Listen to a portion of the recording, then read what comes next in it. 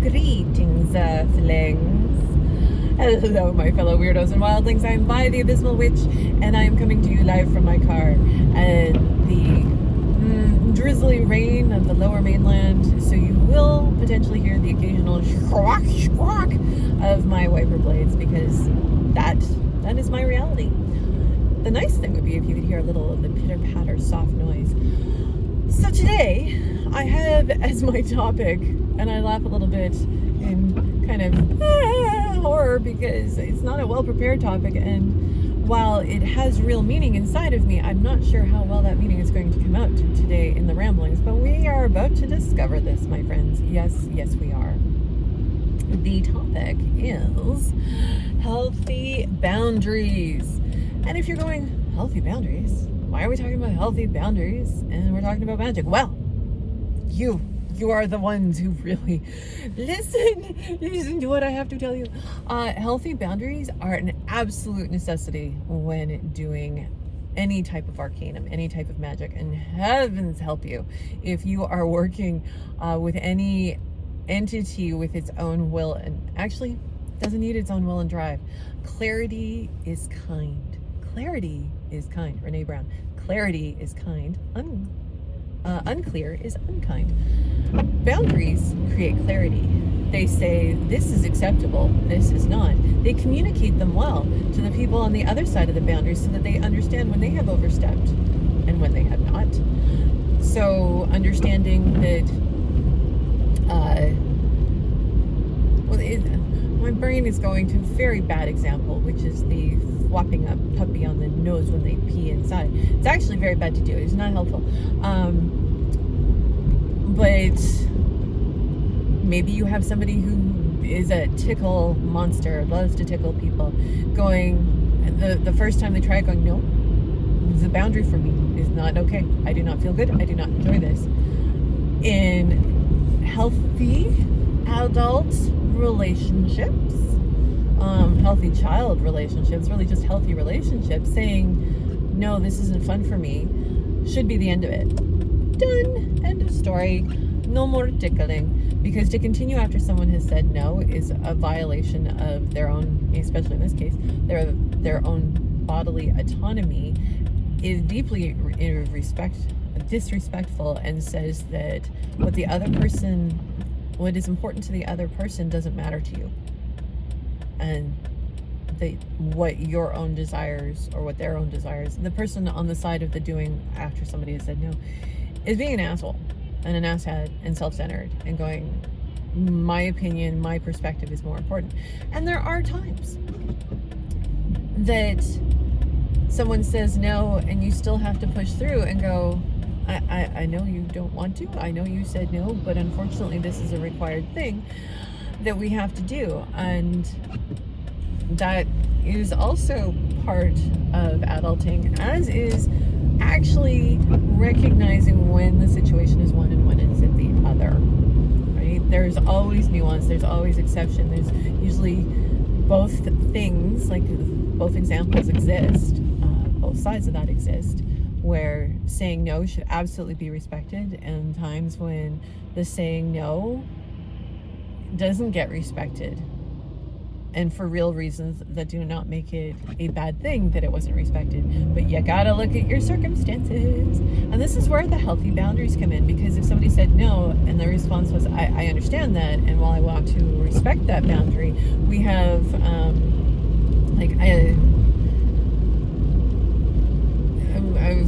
my brain was going with the touching thing and maybe ending up with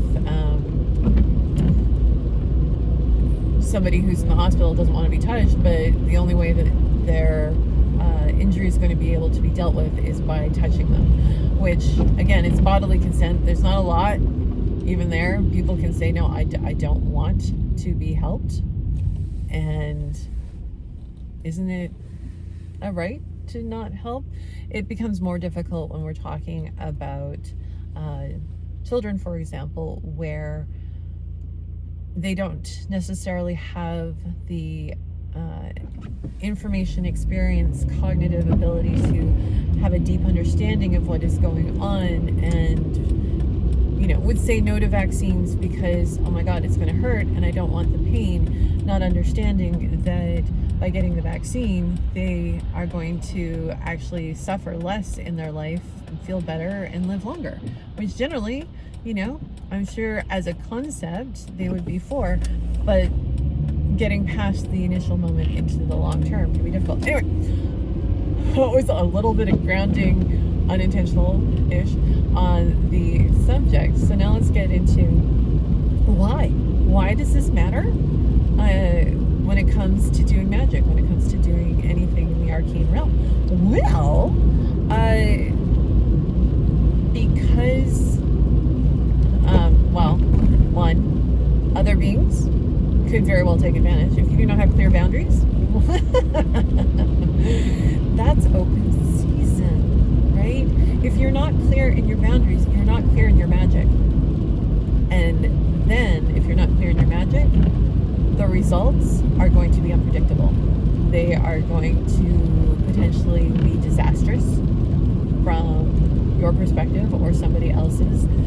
Maybe they still work out. Maybe they don't. Maybe they turn out really horrible. Maybe it backfires. Maybe the cost is way higher than it should ever have been. The lack of boundaries can trap you into circumstances that you really don't want to be in. It's healthy. Healthy magic comes from being able to say yes, and very much from being able to say no. This is the line. From a very witchy Wiccan perspective, right? We are in the category of arcane users who delineate a sacred space very clearly and separate our working space from the mundane world. Not the only ones who do it, but very clear about it from a Wiccan point of view. The witchy side, sometimes yes, sometimes no, depends on the type of witch. But the Wiccan side, we're very much about that drawing of the sacred space. Casting a circle, which is really more of a sphere, but no need to get into that. That is a boundary. That is a healthy boundary. Boundary in that case isn't just about protecting ourselves from other people or other beings and what they are going to do or not do for us, but that boundary also allows for the buildup of energy. If we have squishy edges, then if we need to again, trying to think of an example on the fly, where if you were trying to collect a bunch of water and the container has floppy sides to it, so it doesn't really stand up well, you're going to lose a lot of water from that container because it doesn't have strong edges, it doesn't have strong boundaries. It makes it really hard for that element of water to be properly contained and therefore to fill up to its maximum potential. And if you were playing Survivor, TV show, and you needed to get water from one spot to another as much as possible, as quickly as possible, having a solid bucket with no holes would make that a much easier thing, and the type of thing they would very much do to people on that show to make it harder. It would be making a floppy bucket, because it does make it harder. So having those boundaries energetically help us to contain the energy, to build it up, to make it a more powerful, concentrated force that is then sent out and off to do our will. If we do not have healthy boundaries, then do we even know what our will is? Are we able to put our will behind our values, behind our principles, behind where our lines are, what is important, what we will and will not tolerate? If we are not able to do that at the basic level of even defining our boundaries, then our magic has nothing to follow as well. It follows our will, our intention. It isn't enough to wish it. Wishful thinking is still just wishful thinking. It is not magical thinking. In the sense of actually how people use magical thinking, it is magical thinking. Magical thinking in this moment, for context, I am using it the way of, it'll just magically happen. Not, I am thinking about magic and how to run through a series of protocols that have proven themselves in the past to be effective in garnering particular results. That is thinking magically of a different sort. In this case, magical thinking is wishful thinking it's I'll buy the lottery ticket and everything will work out and then I won't have these problems anymore. It's a dream, a lie we tell ourselves to feel better in the moment so that we can make a little bit of false hope. We can relieve the crushing weight of reality for a moment. There are better ways, but it is a very tempting one. So to be able to work your will, you have to be clear on it. You have to know also what your limitations are. What are you willing to do? What are you not willing to do? And if you're not clear on that ahead of time, that's when you can end up also in some really funky situations where you're paying a price you never intended to pay because you were not clear up front on what your limitations and your boundaries were. So it comes into the relationships that we have with other entities, beings, but also just the natural world and the magical world around us. The other does not have to have its own will and consciousness for us to be in relationship with it and for us to still have healthy boundaries and for those healthy boundaries or lack thereof to have impact on that relationship. It is my lack of healthy boundaries that turns my relationship with chocolate into a very bad thing. It's not chocolate's fault. It's me. Chocolate is not being willful in this situation. It is all my fault. So that is fun. Whether entity or not, the relationships we have and the engagement. When we are working a spell or a ritual, if we do not have the clarity that comes from having boundaries, then that lack of clarity will make it stumble, if not fail. The practical aspect of it, of being able to use literal boundaries in order to concentrate the power and energy of the circumstance. Boundaries to the intentionality of the spell, the working that we are doing, so that it does what it's supposed to and doesn't run amok. There's so many shows and movies about the magic going wrong because somebody was not clear enough. There's a joke that I heard long ago, and the punchline, the punchline of it, there was a genie, there was a person who ended up as whatever the heck they ended up, and there was a short little guy, like a foot tall, playing a piano, built for his size.